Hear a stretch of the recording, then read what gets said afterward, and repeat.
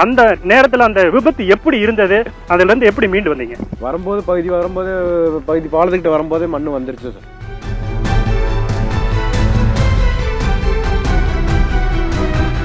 இப்போ இவங்க ஓடி வந்ததுக்கு முன்னாடி இவங்களுக்கு பின்னாடி ஒரு 4-5 பேர் ஓடி வந்தாங்க.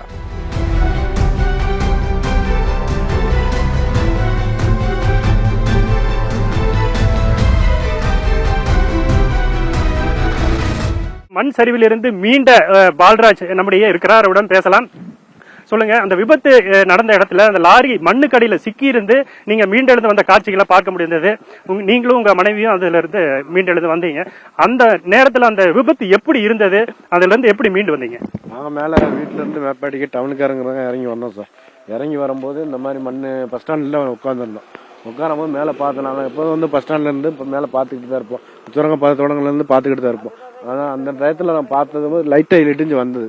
இடிஞ்சு வரும்போது நம்ம எஸ்கேப் ஆயிடுவோம் அப்படின்னு, எப்படியாச்சும் தப்பிச்சிருவோம் அப்படின்னு 2 பேரும் கூப்பிட்டுட்டு போனது. வரும்போது பகுதி பாலத்துக்கிட்ட வரும்போதே மண் வந்துருச்சு சார். ஃபுல்லாக மண் வந்துருச்சு. ஃபுல்லாக மண் வந்து எங்களை தட்டிட்டு நாங்கள் லாரிக்கு பின்னாடி இருந்தோம்னா எங்களை காப்பாற்றிருக்க முடியாது. லாரிக்கு இப்போ இங்கிட்டு இருக்கும்போது லாரி வந்து எங்களை காப்பாற்றிருக்கு. தெய்வம் மாதிரி வந்து காப்பாற்றிருக்கேன் எங்களை. அவ்வளோதான் சார். அந்த மண் எவ்வளவு பெரிய குவியலா இருந்தது, அது எப்படி எந்த ஒரு அதிகப்படியான எப்படி மண் வந்ததுங்க? மண் நல்ல ஸ்பீட்ல தான் சார் வந்துச்சு. மண் நல்லா வர்றதை பார்த்தா ஆத்துல தண்ணி வர்ற மாதிரி அந்த ஸ்பீட்ல இருந்துச்சு தண்ணி. ஆத்துல எவ்வளவு ஸ்பீடா தண்ணி வருதோ அந்த அளவுக்கு தண்ணி வர்ற மாதிரி ஸ்பீட்ல வந்துச்சு சார். வெள்ள வர்ற மாதிரி தண்ணி வர்ற மாதிரி தான் வந்துச்சு. அந்த மண் அடிச்சுட்டு வரும்போது நீங்க நின்றுட்டு இருந்த இடத்துல இருந்து எத்தனை பேர் அதுல இருந்து மீண்டு வந்தாங்க? நாங்க 2 பேரும் மேப்படி, நாங்க ஒய்ஃபு 2 பேரும் நின்று இருந்தோம். நின்றுக்கும்போது நாங்க மட்டும் வந்தோம். பாக்கி ஆளு என்ன ஆனாங்க இதானாங்க பார்க்கல. நாங்க திரும்பி பார்க்கல.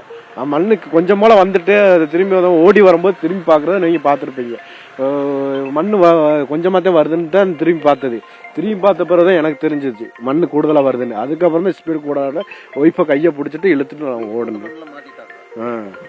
உங்க ஒய்ஃப் நீங்க தான் கையை பிடிச்சி இழுத்தீங்க, அந்த வீட்டில் பார்க்க முடிஞ்சது. அது எப்படி சிக்கி இருந்தாங்க? வண்டிக்கு ஜீப்புக்கு அடியில கால் மாட்டிக்கிருச்சா வந்து அந்த லாரி வந்து ஜீப்ல முட்டவும் வந்து அடியில போயிருச்சு. அடியில போவோம். நான் கையை பிடிச்சி இழுத்தேன்.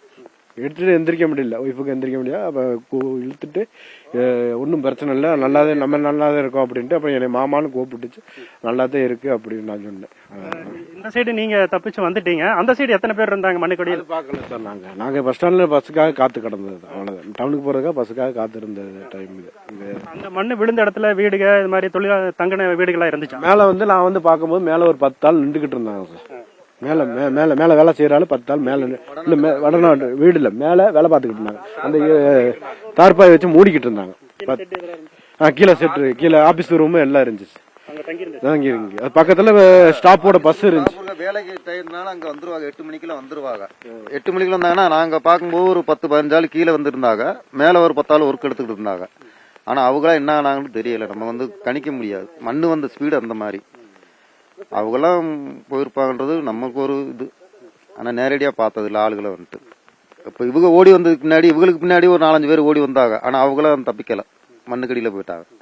இந்த வண்டி வந்து கிராஸ் ஆனதுனால வண்டி ரோடு வந்து கிளியர் பண்ணிக்கிட்டு இருந்தாங்க. மண்ணு மழை பெஞ்சதுனால இந்த தண்ணி வண்டியை வச்சு ரோட கிளியர் பண்ணிட்டு இருந்தா இந்த வண்டி சைடானால இவங்க 2 பேர் தப்பிச்சது. இல்லாட்டி இவங்க 2 பேரும் தப்பிச்சிருக்க மாட்டாங்க. 3 பேர். இவங்களுக்கு பின்னாடி இன்னொரு ஆள் வந்து பைக்ல வந்தாலும் தெரிச்சு விழுந்துட்டாப்ல.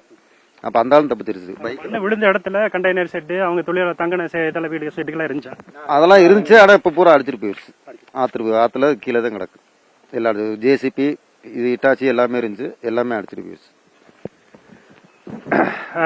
மண் சரிவு ஏற்பட்ட பகுதியில் தொழிலாளர்கள் தங்கியிருந்த கண்டெய்னர் வீடுகள், தற்காலிக முகாம்கள், கனரக ஜேசிபி, கனரக இயந்திரங்கள் அனைத்துமே அடித்து செல்லப்பட்டிருக்கிறது.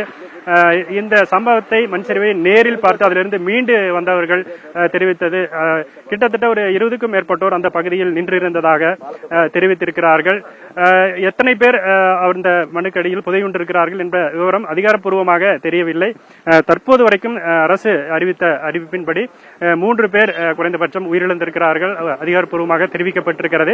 9 பேர் மீட்கப்பட்டிருக்கிறார்கள். மேலும் 5க்கும் மேற்பட்டோர் இங்கு மண்ணுக்கடியில் புதையுண்டிருக்கலாம் என்ற ஒரு அச்சத்தை அவர்கள் தெரிவித்திருக்கிறார்கள். மலப்புரம் மாவட்டத்தையும் வயநாடு மாவட்டத்தையும் இணைக்கக்கூடிய இந்த 8 கிலோமீட்டர் சுரங்கப்பாதை என்பது ஏற்கனவே எதிர்ப்பு தெரிவிக்கப்பட்டிருந்த போதிலும் இந்த பணிகள் தொடர்ந்து நடைபெற்றிருந்தது ஒரு விபரீத முடிவை ஏற்படுத்தும் விதமாக முடிந்திருக்கிறது. இந்த பகுதி மக்களிடையே ஒரு பெரும் அச்சத்தை ஏற்படுத்தி இருக்கிறது.